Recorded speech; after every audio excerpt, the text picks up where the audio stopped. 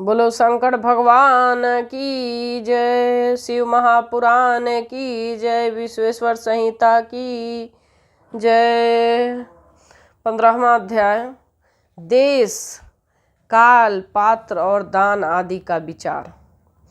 ऋषिगण बोले, समस्त पदार्थों के ज्ञाताओं में श्रेष्ठ हैं सूत जी।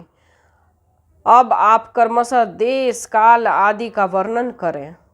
सूत जी बोले, हे महर्षियों, देव यज्ञ आदि कर्मों के में अपना शुद्ध गृह समान फल देने वाला होता है, अर्थात अपने घर में किए हुए देव यज्ञ आदि शास्त्रोक्त कर्म फल का सम मात्रा देने वाले होते हैं।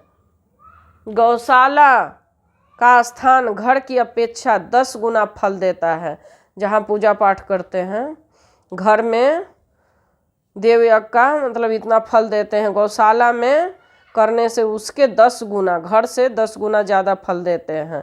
जलाशय तट पर उससे 10 गुना महत्व रखता है तथा जहाँ बेल, तुलसी एवं पीपल वृक्ष का मूल निकट हो वह स्थान जलाशय से 10 गुना अधिक फल देने वाला होता है। देवालय को उससे भी 10 गुना महत्व स्थान जानना चाहिए। तीर्थ भूमि का तट देवालय से भी 10 गुना महत्व रखता है और उससे 10 गुना श्रेष्ठ है नदी का किनारा। उससे 10 गुना उत्कृष्ट है तीर्थ नदी का तट। उससे 10 गुना महत्व रखता है सप्त गंगा नामक नदियों का तीर्थ। गंगा, गोदावरी, कावेरी, ताम्रपर्णी, सिंधु, सरयू और नर्मदा, इन 7 नदियों को सप्त गंगा कहा गया है। समुद्र के तट का स्थान इससे भी 10 गुना अधिक पवित्र माना गया है। वाह! और पर्वत के शिखर का प्रदेश समुद्र तट से भी 10 गुना पावन है। सबसे अधिक महत्व का वह स्थान जानना चाहिए जहाँ मन लग जाए। यहाँ तक देश का वर्णन हुआ। अब काल का बताया गया है, तारतम्य बताया जाता है। सतगुण यज्ञ, दान और कर्म पूर्ण फल देने वाले होते हैं, ऐसा जानना चाहिए। त्रेता युग में उसका 3/4 फल मिलता है। द्वापर में सदा आधे फल की प्राप्ति होती है। कलयुग में 1/4 की फल की प्राप्ति समझनी चाहिए। आधा कलयुग बीतने पर उस फलों का भी 1/4 कम हो जाता है। शुद्ध अंतकरण वाले पुरुष शुद्ध एवं पवित्र दिन सम फल देने वाला होता है। हे विद्वान ब्राह्मणों, सूर्य संक्रांति के दिन किया हुआ सत्कर्म पूर्वोक्त शुद्ध दिन की अपेक्षा 10 गुना फल देने वाला होता है, यह जानना चाहिए। उससे भी 10 गुना अधिक महत्व उस कर्म का है जो विशुष नामक योग में किया जाता है। दक्षिणायन आरंभ होने के दिन अर्थात करकी संक्रांति के किए हुए पुण्य कर्म का महत्व विषु से भी 10 गुना अधिक माना गया है। इससे भी 10 गुना अधिक मकर संक्रांति के और उससे भी 10 गुना अधिक चंद्र ग्रहण के किए हुए पुण्य का महत्व है। सूर्य ग्रहण के समय सबसे उत्तम है। उसमें किए गए पुण्य कर्म फल चंद्र ग्रहण से भी अधिक और पूर्ण मात्रा में होता है। इस बात के विज्ञ पुरुष जानते हैं, जो ज्ञानी पुरुष है वो जानते हैं। जगत रूपी सूर्य का राहु रूपी विष से संयोग होता है, इसलिए सूर्य ग्रहण का समय रोग प्रदान करने वाला है। अतः उस विष की शांति के लिए उस समय स्नान, दान और जप करना चाहिए।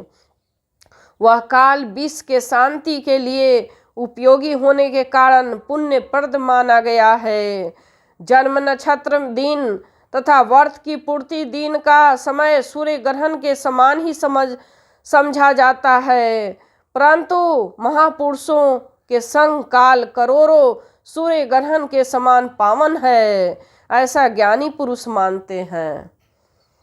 तपोनिष्ठ योगी और ज्ञानिष्ठ यति ये पूजा के पात्र हैं, क्योंकि ये पापों के नाश में के कारण होते हैं। जिसने 24 लाख गायत्री का जप कर लिया हो वह ब्राह्मण भी पूजा का पात्र है। उसका पूजन संपूर्ण फलों और भोगों को देने में समर्थ है।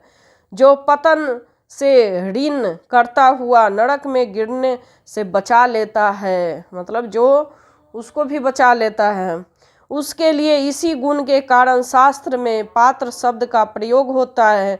वह दाता को पाप से ऋण प्रदान करने से कारक पात्र कहलाता है।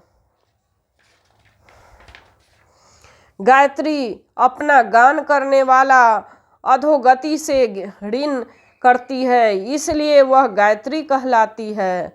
जैसे जिस लोक में धनहीन और दूसरे को धन नहीं दे सकता, जो यहाँ धनवान है वहीं दूसरे को धन दे सकता है, उसी तरह स्वयं शुद्ध और पवित्र आत्मा है, वही दूसरे मनुष्य को ऋण या उद्धार कर सकता है जो गायत्री के जप करके शुद्ध हो गया है।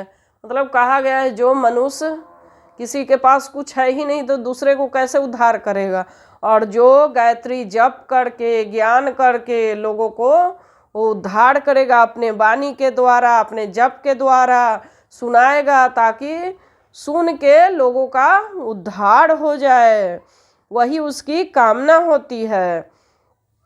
जो गायत्री के जप करके शुद्ध हो गया है वही शुद्ध ब्राह्मण कहलाता है। कलयुग में जो भी गायत्री के 25 लाख जप कर लिया है वह शुद्ध ब्राह्मण माना गया है। इसलिए दान, जप, होम, पूजा इन सभी कर्मों के लिए सभी शुद्ध पात्र हैं। ऐसा ब्राह्मण ही दान लेने तथा रक्षा करने की पात्रता रखता है। स्त्री हो या पुरुष, जो भी भूखा हो वही अन्नदान का पात्र है। मतलब जो भी भूखा है वही पात्र है। श्रेष्ठ ब्राह्मण को समय पर बुलाकर उसे धन अथवा उत्तम वाणी से संतुष्ट करना चाहिए। इसे अभीष्ट फल की प्राप्ति होती है। जिसके लिए वस्तु की इच्छा हो वह वस्तु बिना मांगे ही दे दिया जाए, उस दाता को दान का पूरा पूरा फल प्राप्त होता है। मतलब जो किसी के वस्तु जरूरत हो अब बिना मांगे आप उसे दे देते हैं तो आपका दान का पूरा पूरा फल प्राप्त होता है। ऐसा महर्षियों की मान्यता है। जो याचना करने के बाद दिया गया हो वह दान आधा ही फल देने वाला बताया गया है। मतलब जो कोई मांगता है उसका तो आधा ही फल आपको मिलेगा, लेकिन आप अपने से उसको पूर्ण कर देते हैं तो पूरा फल मिल जाता है। अपने सेवक को दिया हुआ दान 1/4 फल देने वाला कहा गया है।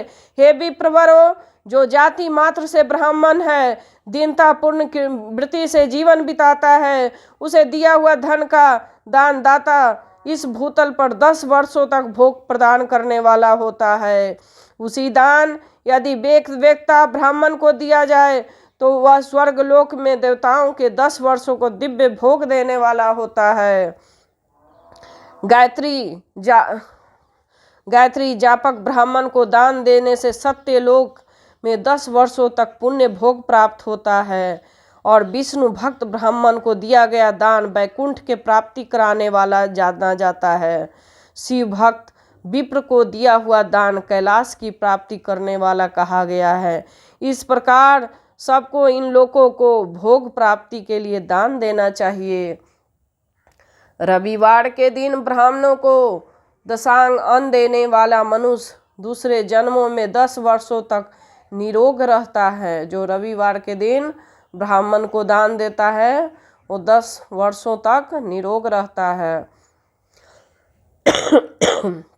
संपूर्ण सम्मान पूर्वक बुलाया, अभ्यंग, चंदन आदि, पाद सेवन, वस्त्र, गंध आदि के पूजन, घी के मालपुए आदि सुंदर भोजन, छवो, रस, व्यंजन, दक्षिणा सहित तांबुल, नमस्कार, जाते समय अनुगमन, ये आनंद दान के 10 अंग कहे गए हैं। 10 ब्राह्मणों को रविवार के दिन दशांग अन्न का दान करने वाला 100 वर्ष तक निरोग रहता है। सोमवार आदि विभिन्न वारों में अन्न दान का फल उन उन वारों के अनुसार दूसरे जन्म में इस पृथ्वी लोक को प्राप्त होता है। ऐसा जानना चाहिए। 7 वारों में 10-10 ब्राह्मणों को